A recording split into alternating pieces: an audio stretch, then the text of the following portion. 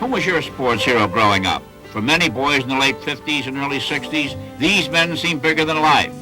But not so for young Dale Earnhardt. His sports heroes were racing drivers, men like Rex White and Jim Pascal. But his favorite driver of them all was his dad, Ralph.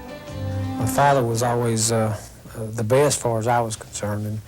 And racing was exciting in his day, and I grew up around it, and it just seemed to, that's all there ever was to me, was racing. Dale Earnhardt grew up in the town of Kannapolis, North Carolina, just outside of Charlotte. And they take their racing seriously in Kannapolis. The Earnhardt family home is at the corner of Coach and Sedan Streets, a short block from V8 Street. Most of today's stock car drivers learned to drive on the street, and so did Dale. But he also got a lot of pointers in his own backyard. Out back was Dad's garage, where father and son spent time together working on cars. But to Mom, it seemed to be too much time. I threatened to leave his dad when he started racing. Really? And he said, you know, I said, well, if you can't beat him, you have to join him sometime. Yeah. And I asked Dale, tried to get Dale not to drive, but that's what he wanted to do, so. It's a strong attraction, isn't it? It really is. It was born in him, I do believe.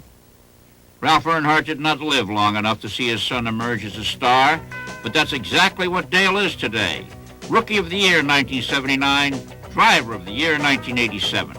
Dale won 11 of 29 races last season.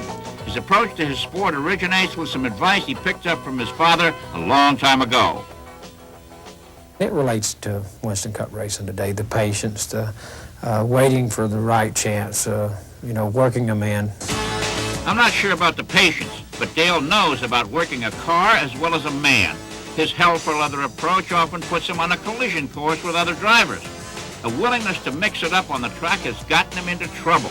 NASCAR has levied fines and placed him on probation for rough driving on occasion, and his style has won him little support on pit road. I could have beat him, and there was no problem about it, but if a man's got to put you out to beat you, that ain't what I call racing. I don't think NASCAR would find Dale Earnhardt for what he did at Richmond. I think he'd find him for all the things he's done leading up to Richmond. Earnhardt's defenders claim he gets as much as he gives, and that his daring approach is what the fans pay to see. Flat out, hard driving by a man who considers second place no place. How did he respond to the press criticisms of rough riding this past racing season?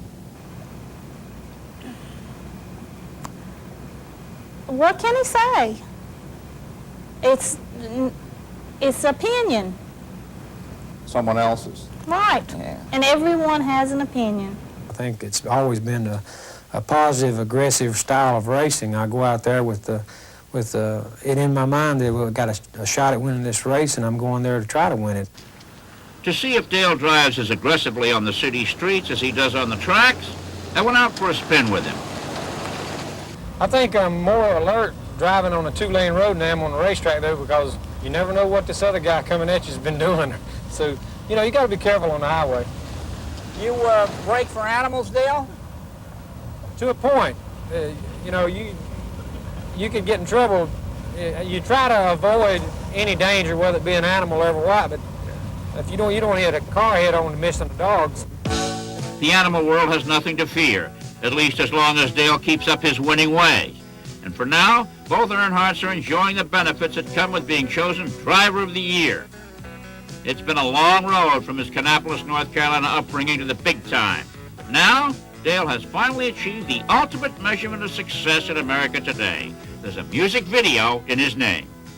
The checkered flag's falling, here comes old number 3, carrying Dale to another victory.